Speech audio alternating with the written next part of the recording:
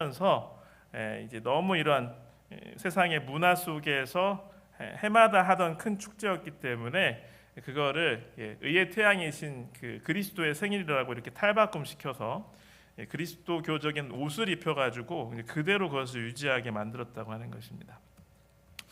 마침 그 우리 교회에서 발행하는 우리 재림 신문에 보면 이번 주에 그 머릿 기사, 표지 기사로 우리 크리스마스를 재림 성도가 어떻게 보내야 될 것인가 좋은 내용이 있더라고요. 한번 읽어보시면 우리 서로에게 많은 도움이 될 것 같습니다. 여기 재림 신도의 가정 77장에는 크리스마스를 어떻게 보내야 될 것인가에 우리에게 영감을 주고 있는데요. 12월 25일은 우리 구주의 실제적인 탄일은 아니고요.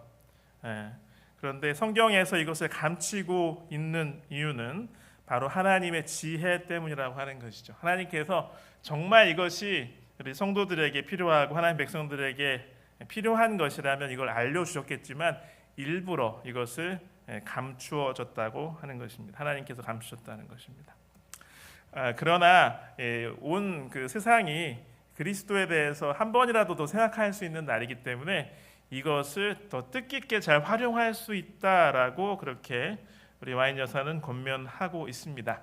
그래서 특별히 뭐 젊은이들이라든지 우리 자녀들을 지도할 때에 그저 오락이나 즐거움만 추구하게 하는 것이 아니고 바로 이 선물도 서로 주고받고 하잖아요. 그래서 마음과 헌물을 하나님과 하나님의 사업과 영혼 구원을 위해서 헌신하도록 하고 그것을 나눔으로써 더 뜻깊은 그런 시간을 보낼 수가 있다고 하는 것이죠. 계속해서 같은 책에서는 자아 부정과 희생이 주의 행하심의 특징이었다. 이것이 예수를 사랑한다고 공언하는 우리의 행동이 되게 하자라고 이렇게 권면하고 있습니다. 그러니까 이 시기에 우리가 예수님을 더 생각하고 예수님의 품성을 따라서 또 하나님께 감사하고 또 주변의 어려운 사람들을 돌아볼 수 있는 그런 시간이라고 하는 것입니다. 여러분 아시다시피 우리는 예수님이 태어나신 날짜보다 더 깊이 생각해야 될 것이 있습니다. 그것은 바로 예수님 그 자신입니다. 히브리서 3장 1절에 있는 말씀을 같이 읽도록 하겠습니다. 그러므로 함께 하늘의 부르심을 받은 거룩한 형제들아, 우리가 믿는 도리의 사도이시며 대제사장이신 예수를 깊이 생각하라. 우리 이런 시즌에 예수님을 더 마음속에 깊이 생각하시고 담게 되시기를 바랍니다. 그래서 그리스도를 따르는 우리가 고대하고 기억하고 기다려야 될 날은요, 사실은 크리스마스가 아니죠. 부활절도 아닙니다. 그것은 바로 마태복음 12장에 예수님께서 선언하신 그 안식일이고요.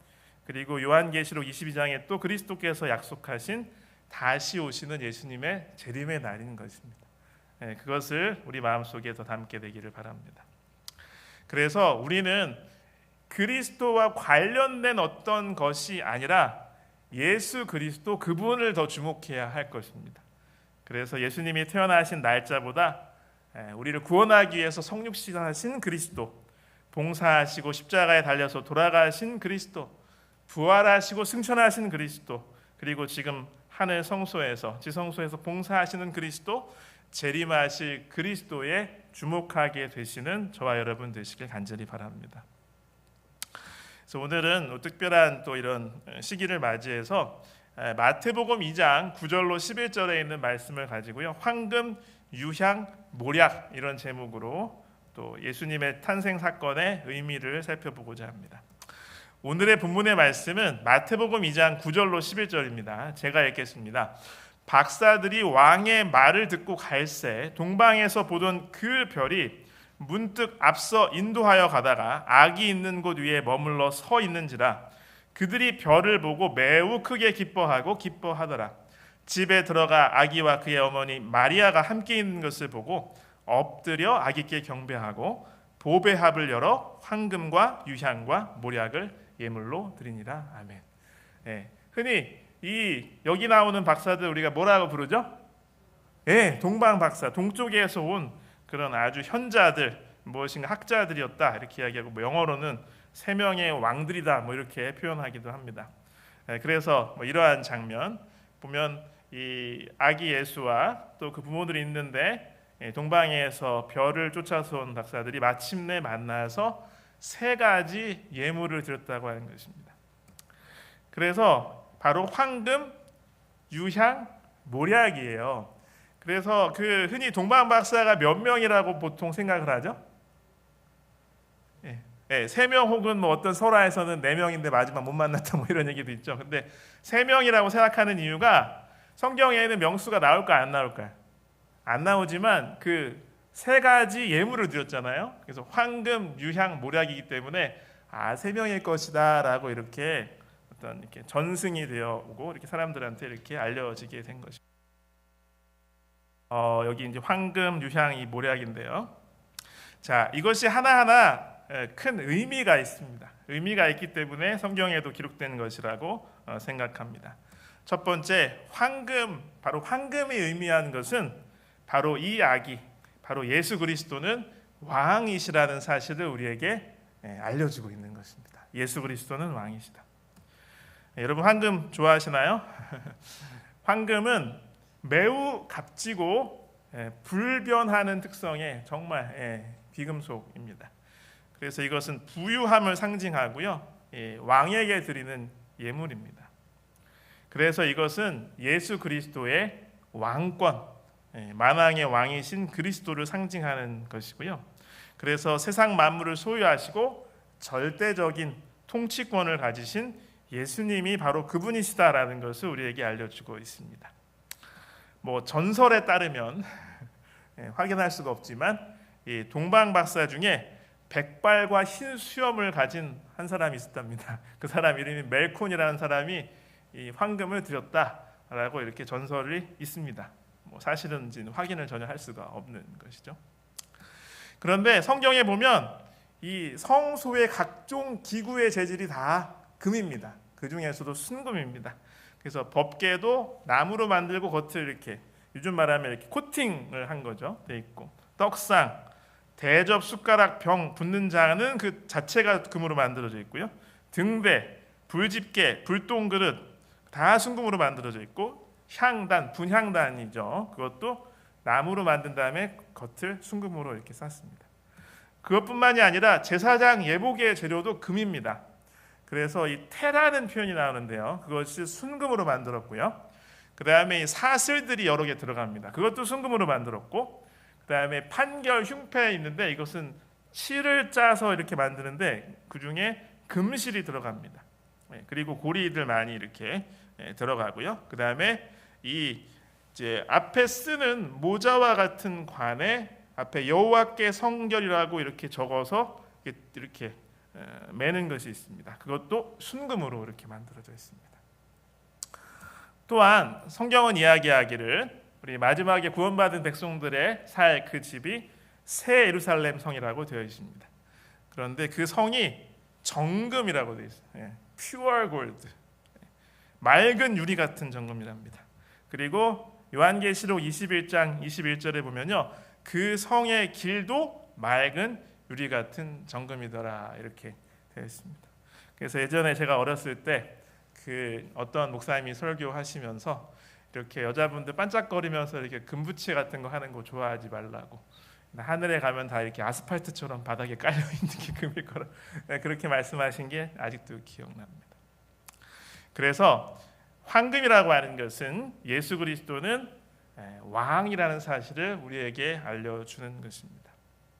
우리는 이 시간에 생각해 보아야 할 것입니다. 모든 존재, 모든 생명체의 왕이신 그리스도께서 과연 지금 나의 삶에는 왕이신가 하는 것이죠. 이 한 주에는 정말 주님께서 왕이신가? 결국 선과 악의 대쟁투라고 하는 것은 나의 삶에서, 나의 시간에, 나의 행동에 누가 왕이 되는 것인가의 그 결과이지 않습니까? 그래서 과연 지금 내 마음에는 누가 승리하고 있는가를 우리가 잘 돌아봐야 할 것입니다. 그래서 만왕의 왕이신 예수 그리스도께서 내 삶의 왕이 되시게 하는 이 크리스마스, 이 연말이 되시기를 간절히 바랍니다. 그러면 이 최고의 왕 중의 왕, 진짜 왕, 이 최고의 왕이신 그리스도께 내가 드릴 것은 성경에 보니까 충성이더라고요. 베드로전서 1장 7절에는 베드로가 또 놀라운 말씀을 주신 것을 우리가 기억합니다. 같이 읽겠습니다. 너희 믿음의 확실함은 불로 연단하여도 없어질 금보다 더 귀하여 예수 그리스도께서 나타나실 때에 칭찬과 영광과 존귀를 얻게 할 것이니라. 금이 어울리는 진짜 왕이신 우리 주님께 우리가 금을 드릴 수는 없는데 금보다 더 귀한 게 있다고 성경은 이야기합니다. 그것은 믿음의 확실함이라고 하는 것입니다. 황금을 통해서 예수 그리스도가 왕이심을 성경은 우리에게 알려주고 있습니다. 만왕의 왕이신 예수 그리스도께서 지금 이 저녁에 이 한 주에 내 삶의 왕이 되게 그렇게 하나님께서 우리의 마음에 순종하는 마음 주시기를 간절히 바랍니다. 그리고 최고의 왕이신 예수 그리스도께 금보다도 귀한 나의 믿음과 충성을 드리는 저와 여러분과 여러분의 가족이 되시길 간절히 바랍니다. 두 번째 유향을 드렸잖아요. 이 유향이라고 하는 것은 예수 그리스도는 대제사장이시다라는 것을 우리에게 알려주고 있습니다. 유향은 이렇게 생겼대요. 헬라어는 리바노스라고 하는데 프랭킨센스라고 한답니다. 이 단어 처음 알았어요. 근데 이거는 나무에서 추출하는 거예요. 그래서 보스웰리아 카르테리라는 그곳에서 이렇게 추출하는 건데 여기서 이렇게 겉에다가 이렇게 이렇게 우리 나무 수액 받듯이 송진 같은 거 이렇게 받듯이 하는 겁니다. 껍질에 상처를 내 가지고 굉장히 값비싼 향료이고요. 그래서 향이 나는 흰색 액체라고 합니다. 그래서 아라비아 지방의 관목 껍질에서 채취를 하고 주로 성전 제사와 헌물에 성경에서 사용하였습니다. 바로 이것은 예수님의 하나님 되심, 특별히 대제사장 되심을 상징하고 있는 것이죠. 그래서 또 전설에 의하면 이 동방 박사 세 사람 중에 홍안, 얼굴이 붉은 청년 박사가 있었다고 합니다. 가스퍼라는 사람이 이 유향을 드렸다고 합니다. 사실인지는 확인할 수가 없죠. 그래서 성경에 보면 역시 이 성전에서 유향을 많이 썼는데요. 거룩한 향을 만드는 재료 중에 중요한 재료가 이 유향이었습니다. 그리고 소제물, 곡식의 가루를 이렇게 드리는 제사잖아요. 거기 드릴 때 제물 위에 이 유향을 같이 올렸습니다. 그래서 향단, 즉 분향단에서 날마다 피우는 향의 그 주된 성분도 유향이었죠. 그래서 예수 그리스도는 우리의 대제사장이심을 이 예물을 통해서 상징하고 있습니다. 여러분, 저와 여러분에게는 최고의 대제사장, 나의 죄를 해결해 주시고 나와 하나님을 다시 화목하게 해주시는 그분이 계심을 기억하시기를 간절히 바랍니다. 우리 잘 아시는 히브리서 4장 14절부터 15절에 있는 말씀 같이 읽겠습니다.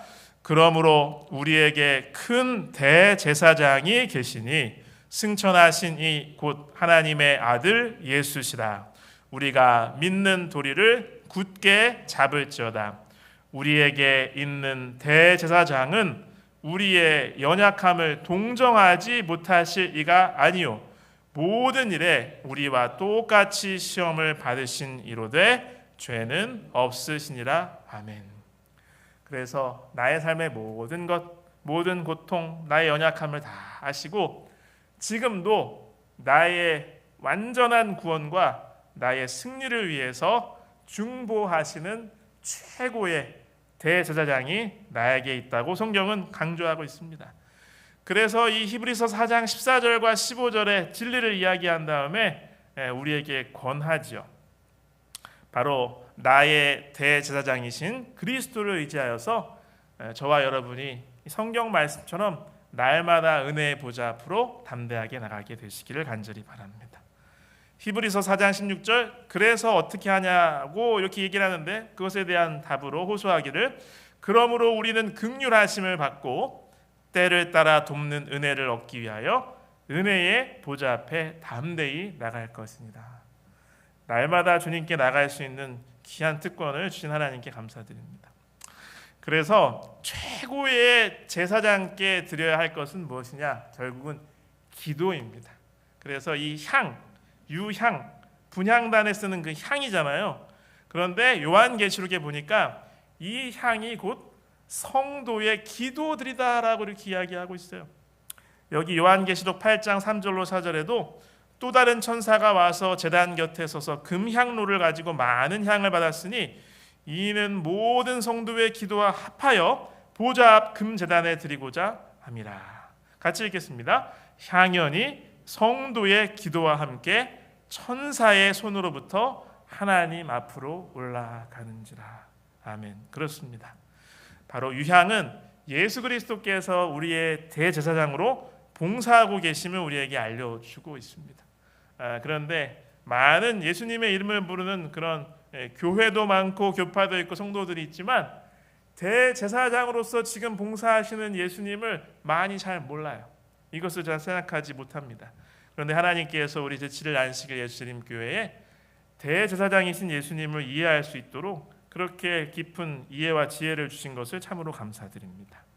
그러므로 대제사장이신 예수님, 그분께 우리가 드려야 할 것은 저와 여러분의 이 인생, 삶을 거룩한 산 제사로 주님께 드리는 것입니다. 그래서 기도를 통해서 바로 예수님께 거룩한 산 제사를 드리시는 저와 여러분이 되시기를 간절히 바랍니다. 세 번째, 이 몰약을 드렸잖아요. 이 몰약이라고 하는 것은 바로 예수 그리스도께서 대속제물, 희생제물이시라는 사실을 우리에게 강조하고 있습니다.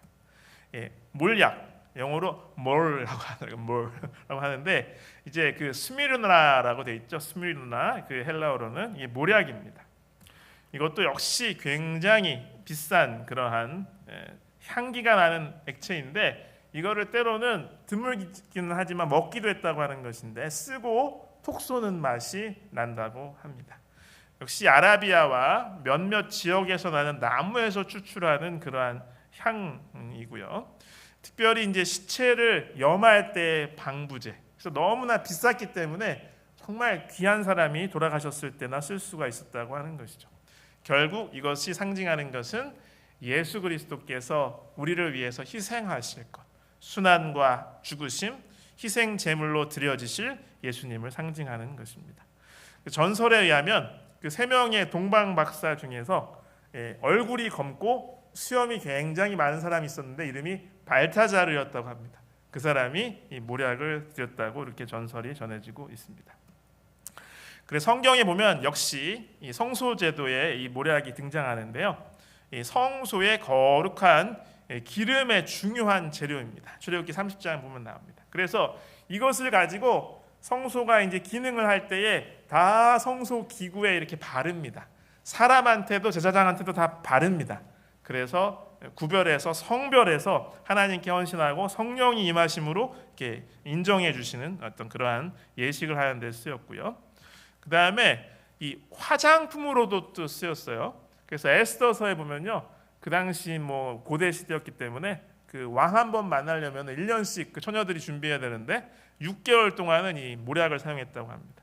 그래서 또 시편에 보면은 왕의 옷에 그 이렇게 향이 나라고 여러 개 뿌렸는데 그 중에 주요한 재료 중에 하나가 몰약이었고요. 잠언 7장의 어떤 비유적인 표현에 어떤 예화처럼 나오는 장면에 보면 침구류, 이불에 이렇게 향을 뿌리는데 그 중에도 몰약이 되게 중요한 요소로 쓰입니다.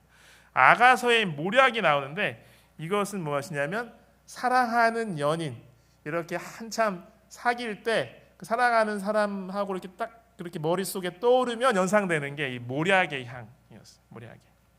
그 다음에 이것은 또 진통제기도 합니다. 그래서 예수님께서 십자가에서 고난당하실 때 이 몰약을 탄 포도주를 이렇게 주려고 시도를 했죠. 그런데 예수님이 딱 이렇게 맛만 딱 뭔지만 이렇게 보시고 난 싫다고 이렇게 하시면서 거절하셨다는 내용이 나오죠. 그 다음에 이것이 또 예수님께서 돌아가셨을 때에 그 니고데모가 장례를 잘 모시기 위해서 이 몰약을 또 많이 가져와서 염을 할 수가 있었다. 그걸로 가지고 뭐 즉시 할 수는 없었겠지만 어쨌든 그런 장면이 나옵니다. 그리고 이 똑같은 스미르나라는 그 이름의 교회가 있죠. 바로 요한계시록의 7교회 중에 바로 서머나 교회입니다. 서머나 교회. 그래서 이것은 시기적으로 AD 100년부터 313년까지의 극심한 박해 시대의 교회를 상징하죠. 서머나 교회는 정말 극심한 고난과 핍박을 당했지만 그럴수록 강렬한 그리스도의 향기를 풍겼습니다. 왜냐하면 이 몰약이 이렇게 짓이겨지고 이렇게 부수면 더 향이 짙게 풍기게 된다고 하는 것입니다. 그래서 우리가 아시다시피 요한계시록 2장에 보면은 이 서머나 교회에게 주시는 권면이 나오는데요. 여기서 예수님은 그리스도께서는 자신을 소개하시기를 죽었다가 살아나신 이다라고 소개하시면서 너희가 참 가난한 형편을 알고 있지만 실상은 너희들이 정말로 부유한 자다라고 선언해 주시고 장차 받을 고난을 두려워하지 말아라 라고 격려하고 용기를 주시고 그러면서 이러한 명령과 약속을 주시는데 내가 죽도록 충성하라 그리하면 내가 생명의 면류관 생명의 관을 너한테 주겠다라고 이렇게 말씀하셨고요. 그 다음에 이기는 자는 둘째 사망의 해를 받지 아니하리라라고 이렇게 말씀하셨습니다. 이 모략의 용례와 또 적용을 보니까 모략이야말로 이 사랑과 죽음, 부활을 상징할 만한 가장 적절한 그런 향 성분이 아닌가 생각이 됩니다. 그리고 서머나 교회에 많은 순교자들이 있는데 그 중에 굉장히 유명한 분이 바로 폴리카르포스입니다. 폴리캅이라고 했던 분이죠. 그래서 이분은 사도 요한의 직계 제자였고요. 서머나 교회의 감독이었는데 결국 공개적으로 처형을 당하게 되죠. 그때 유명한 여러분이 여러 번 들어보셨을 법한 그런 고백을 한 것이 기록으로 전해지고 있죠. 그래서 끝까지 이 사람을 살리고 싶어서 그 집행관도 여러 가지 회유를 했지만 이런 대답을 했다고 합니다. 저는 지난 86년간 주님을 섬겨왔습니다. 그동안 그분은 나를 한 번도 모른다고 하신 적이 없습니다. 그런데 제가 어떻게 나의 주님을 모른다고 할 수가 있겠습니까? 그러면서 당당하게 순교를 당했다라는 그 기록이 남아 있습니다. 여러분, 이 모략 결국 예수 그리스도께서 저와 여러분을 구원하기 위한 대속제물로 오셨음을 우리에게 상징하고 있습니다. 여기 마태복음 20장 28절에 예수님께서 이미 이렇게 선언하셨죠. 같이 읽으실까요? 인자가 온 것은 섬김을 받으려 함이 아니라 도리어 섬기려 하고 자기 목숨을 많은 사람의 대속물로 주려 함이니라. 아멘. 예수 그리스도께서는 나를 대신해서 죽으시기 위해서 이 땅에 내려오셨습니다. 그리고 가장 치욕스럽고 고통스럽고 또 누구나 볼 때 개인적으로는 참 절망적인 그러한 상황에 그 죽음을 바로 나 때문에 죽으신 것이죠. 그러므로 이 시기에 특별히 예수님의 희생, 나를 위한 그분의 사랑에 더욱더 감사하게 되시길 바랍니다. 그리고 그리스도의 죽으심을 우리의 순종으로 또 기도로 신앙생활을 통해서 체험하게 되시기를 바랍니다. 그리고 여기 성경에서 이야기하는 것처럼 나를 위해서 자신의 전 존재를 죽기까지 이렇게 희생하신 그분을 위해서 저와 여러분도 죽도록 충성하는 그러한 이 시기가 되었으면 참 좋겠습니다. 여기 히브리서 10장 10절 이 뜻을 따라 예수 그리스도의 몸을 단번에 들이심으로 말미암아 우리가 거룩함을 얻었노라. 아멘. 바로 최고의 대속제물 되신 분께 드릴 것은 바로 나의 생명입니다. 나의 인생인 것입니다. 주님께서 저와 여러분에게도 생명의 면류관을 주실 것입니다. 이제 말씀을 맺으면서요. 바로 이 세 가지 동방박사가 드렸던 예물을 통해서 예수님의 사역과 그것이 우리에게 주는 신앙적인 교훈들을 살펴보았습니다. 황금 예수 그리스도는 왕이십니다. 만왕의 왕이신 예수 그리스도께 내 삶의 왕권을 기꺼이 드리는 저와 여러분 되시기를 간절히 바랍니다. 그리고 유향 예수 그리스도께서는 대제사장이십니다. 지금도 가장 좋은 대제사장이 예수 그리스도께서 나를 위해서 중보하고 계십니다. 그러므로 주님께 거룩한 산제사로 기도의 향으로 날마다 주님께 우리의 삶을 맡겨드리기를 소망합니다. 그리고 몰약 그것이 상징하는 것은 예수 그리스도는 대속제물이시라는 것입니다. 오늘도 예수 그리스도의 죽으심에 감사하면서 그것을 나의 삶으로 체험하게 되시기를 바랍니다.